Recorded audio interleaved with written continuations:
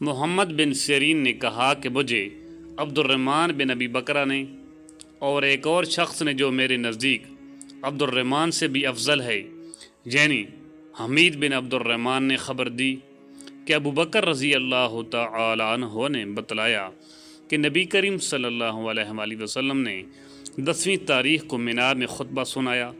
آپ صلی اللہ علیہ وآلہ وسلم نے پوچھا، معلوم ہے آج یہ کون سا دن ہے؟ ہم نے عرض کی اللہ اور اس کا رسول زیادہ جانتے ہیں۔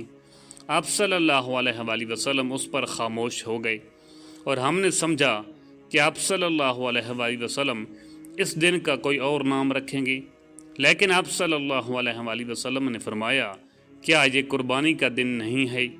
ہم بولے ہاں ضرور ہے۔ پھر آپ صلی اللہ علیہ وآلہ وسلم نے پوچھا، یہ مہینہ کون سا ہے؟ ہم نے کہا اللہ اور اس کے رسول زیادہ جانتے ہیں۔ آپ اس مرتبہ بھی خاموش ہو گئے اور ہمیں خیال ہوا کہ آپ صلی اللہ علیہ وآلہ وسلم اس مہینہ کا کوئی اور نام رکھیں گے، لیکن آپ صلی اللہ علیہ وآلہ وسلم نے فرمایا، کیا یہ ذی الحجہ کا مہینہ نہیں ہے؟ ہم بولے کیوں نہیں؟ پھر آپ صلی اللہ علیہ وآلہ وسلم نے پوچھا، یہ شہر کون سا ہے؟ ہم نے عرض کی اللہ اور اس کا رسول بہتر جانتے ہیں۔ اس مرتبہ بھی آپ صلی اللہ علیہ وآلہ وسلم اس طرح خاموش ہو گئے کہ ہم نے سمجھا کہ آپ صلی اللہ علیہ وآلہ وسلم اس کا کوئی اور نام رکھیں گے، لیکن آپ صلی اللہ علیہ وآلہ وسلم نے فرمایا، یہ حرمت کا شہر نہیں ہے۔ ہم نے عرض کی کیوں نہیں؟ ضرور ہے۔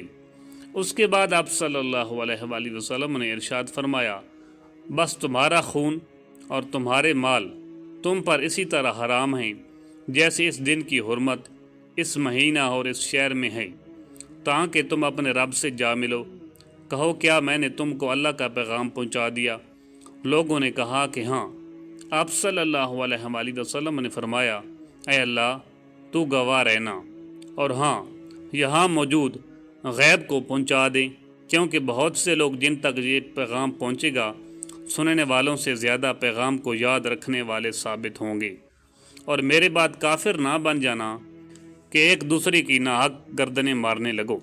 صحیح بخاری حدیث نمبر 1741۔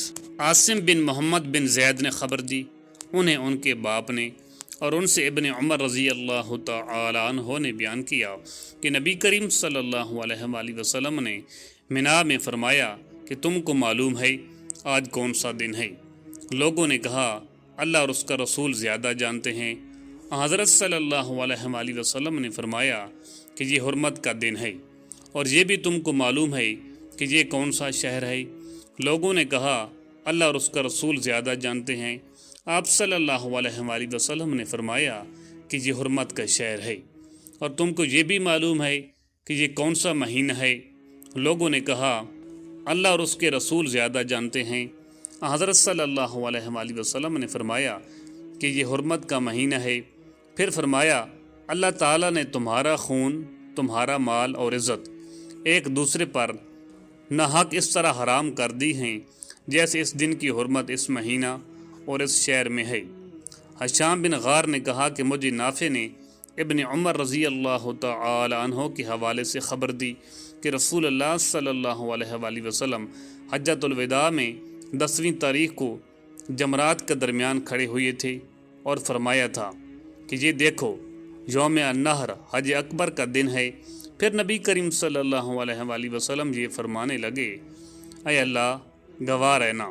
حضرت صلی اللہ علیہ وآلہ وسلم نے اس موقع پر چونکہ لوگوں کو رخصت کیا تھا، اب سمجھ گئے کہ وفات کا زمانہ آن پہنچا، جب سے لوگ اس حج کو حجۃ الوداع کہنے لگے۔ صحیح بخاری حدیث نمبر 1742۔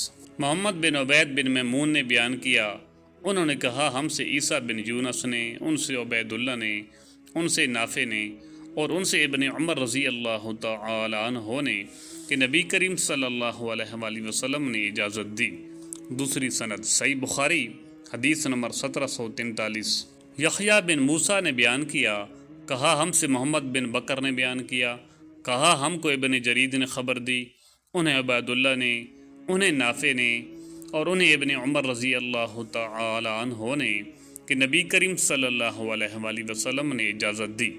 صحیح بخاری حدیث نمبر 1744۔ عبید اللہ نے بیان کیا، کہا کہ مجھ سے نافع نے بیان کیا اور ان سے ابن عمر رضی اللہ تعالی عنہ نے کہ عباس رضی اللہ تعالی عنہ نے نبی کریم صلی اللہ علیہ وآلہ وسلم سے منا کی راتوں میں حاجیوں کو پانی پلانے کے لیے مکہ میں رہنے کی اجازت چاہی، تو آپ صلی اللہ علیہ وآلہ وسلم نے ان کو اجازت دے دی۔ اس روایت کی مطابقت محمد بن عبداللہ کے ساتھ ابو اسامہ عقبہ بن خالد اور ابو زمرہ نے کی ہے۔ صحیح بخاری حدیث نمبر 1745۔